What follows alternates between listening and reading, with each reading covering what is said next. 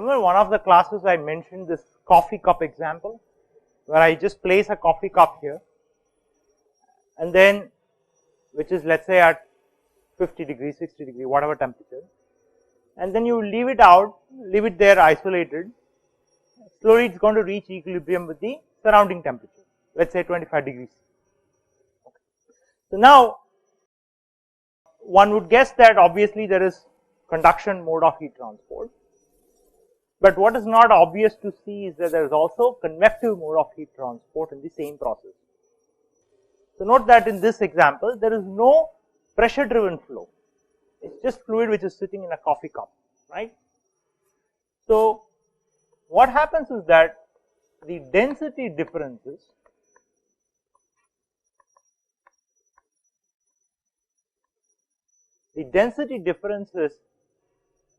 that will result because of change in the local temperature is going to lead to what is called free convection flows. Okay. Now, an easy way to see that is, suppose I have a box, okay, which is filled with a fluid, very similar to your coffee cup example, except that I now close the top, okay, and I will make sure that the fluid is filled all the way to the top of the enclosure. So now, if I maintain, let's say that I maintain the temperature of the top surface as T1 and the bottom surface as T2. Okay. Now, if T1 is greater than T2, okay, what can we say about the densities? Density is a function of temperature, right? So what can we say about the density? Temperature is higher, density will be lower, right? Because when the temperature is higher, you allow the fluid to expand, and so we expect that the density of the fluid at the top surface is going to be lower than the density of the fluid at the bottom surface. So that's a very stable situation, where light fluid is now sitting on top of the heavy fluid. So that's a very stable situation. Now if I take a parallel where I put T1 is less than T2, so let's say I am able to maintain the temperature above which is lower than that of the temperature below, and in fact this is what happens when you leave the coffee cup idle on a table. So the bottom of the table temperature would quickly equilibrate with that of the coffee, and the top is now exposed to the atmosphere which is at a lower temperature. So you expect that the density of the fluid near the top surface is going to be greater than the density of the fluid in the bottom surface. So that's an unstable situation where you have a heavy fluid which is now sitting on top of the light fluid. So what will gravity do? It will immediately pull the heavy fluid to flow below, and the light fluid will move on. So gravity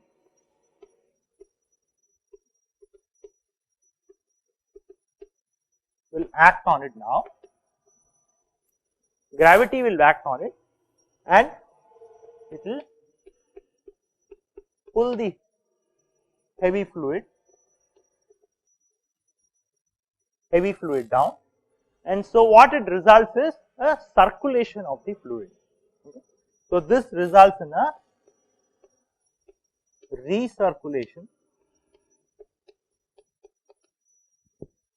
So this results in a recirculation of the fluid, although it's in the same enclosure. You are not adding extra fluid from outside. There is no forced convection. The fluid is not forced to move. There is no pressure driven flow. It's simply because of the temperature difference. It results in the density difference, and so gravity will now start playing a role, and there will be recirculation of the fluid. Okay. The moment there is recirculation, you start having convection currents, right? So whenever there is flow, you have convective mode of heat transport. Okay. So what we are going to see is how to characterize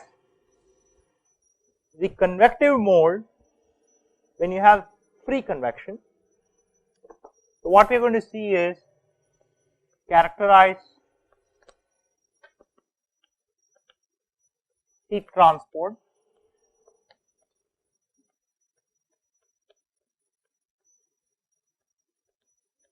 in natural convection. Okay, so that's what we're going to see. So the first example we're going to look at is, suppose if we have a plate, let's say a vertical plate, okay, which is, let's say, maintained at a temperature Ts, and there's a lot of fluid which is present, and suddenly I'm putting this vertical plate into the fluid.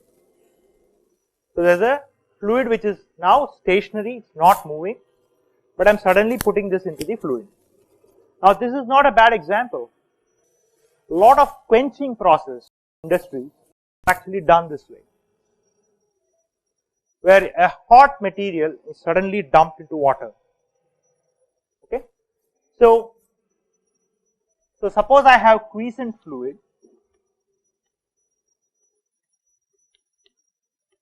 I have quiescent fluid which is sitting around. Okay, quiescent means it's basically stationary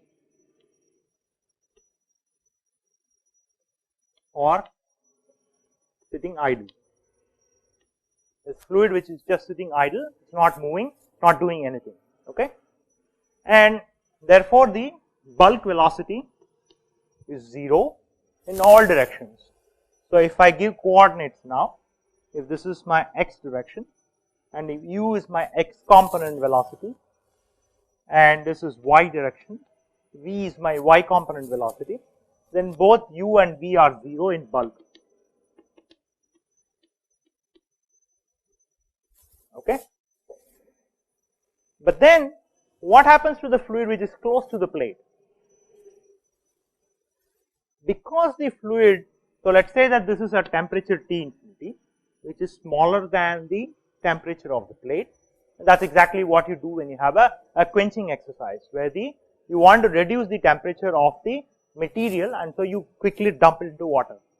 Okay. So now, if supposing the bulk temperature is smaller than that of the plate temperature, then very close to this plate, the fluid which is present is now going to have a density gradient. Okay. And that leads to what's called a boundary layer.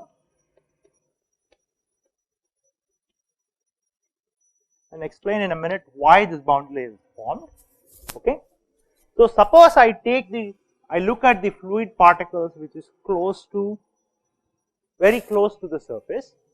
Okay. So they will quickly equilibrate and they will reach suppose this is the layer very close to, next to the plate. Okay, that's a layer next to the plate.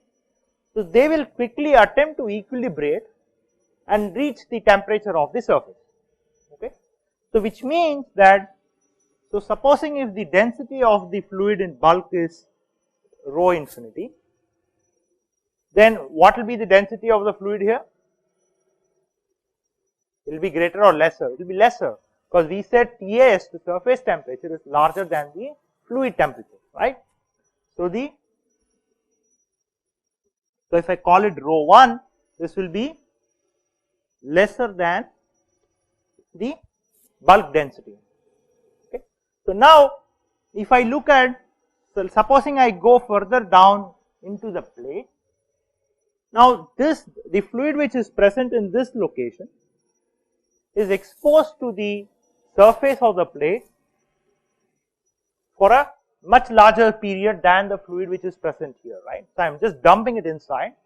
So these fluid particles which is present at this location will now have a density gradient. So supposing I say that rho 1, okay, so now it will have a density gradient. Okay. It will slowly reach the density of the bulk. Okay. So this density of the fluid here, this is the density profile. Density of the fluid here will be lesser than the density of the fluid in the bulk region. Okay. So therefore, close to the surface, you establish a density gradient in the vertical direction. And so the fluid which is present here, so this is a bulk fluid, so the bulk fluid will start flowing down, okay, the fluid which is present close to the boundary layer, okay, will start flowing down, and the fluid which is present here will start moving up. So this sets up a recirculation, and this leads to a convective mode of heat transport very close to the surface, not far from the surface. And these boundary layer thickness is typically much smaller than the boundary layer thickness that you would get in a forced convection system. So therefore, so what we are going to see how to write these equations for this kind of a problem and how to find heat transport coefficient for this kind of a problem. So supposing I take a density profile here, okay. Now I look at the density profile in this location here, okay.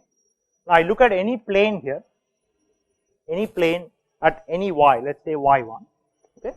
So this density profile is going to cause a density gradient in y direction, and therefore it's going to move down.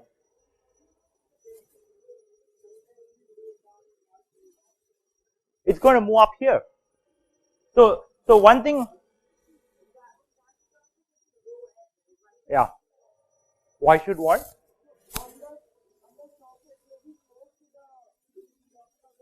Right. Correct.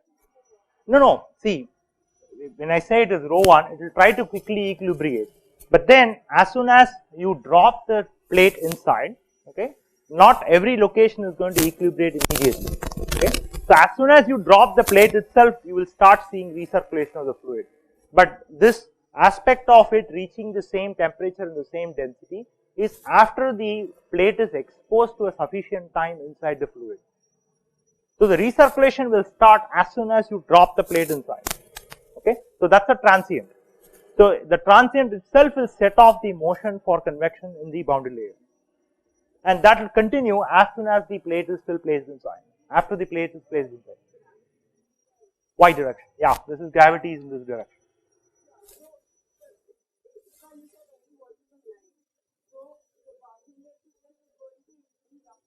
Correct. Right. Yeah, but you have to be very careful that here the motion is going to be two-dimensional. Okay, I gave a one-dimensional example just to get an insight, but really the motion is going to be two-dimensional. Okay, so even though the gravity is acting in section below, there will always be a component which will actually make the fluid to move on the other side. So it's a two-dimensional motion. You will have both u and v inside the boundary layer.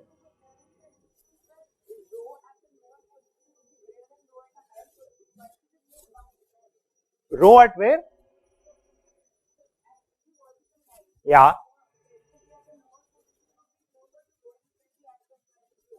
Yeah, that's correct. Right, but that is if you are looking at only one plane, but the boundary layer is not a plane.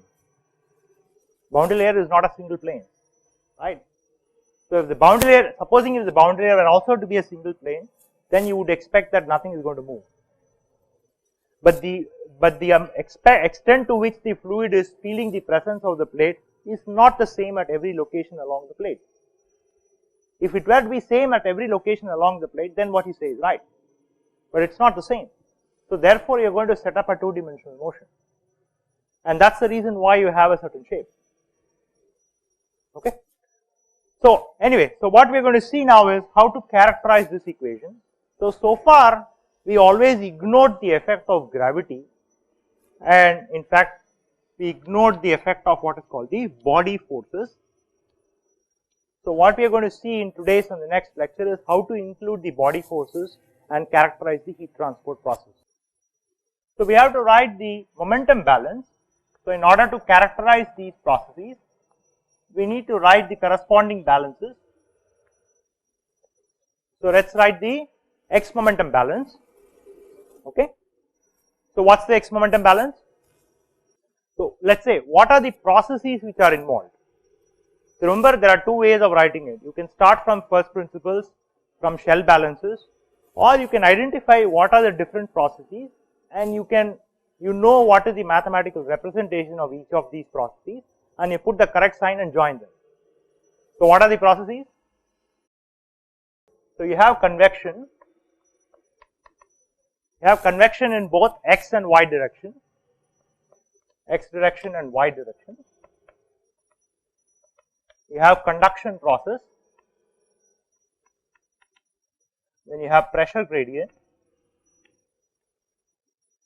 and then you have body force.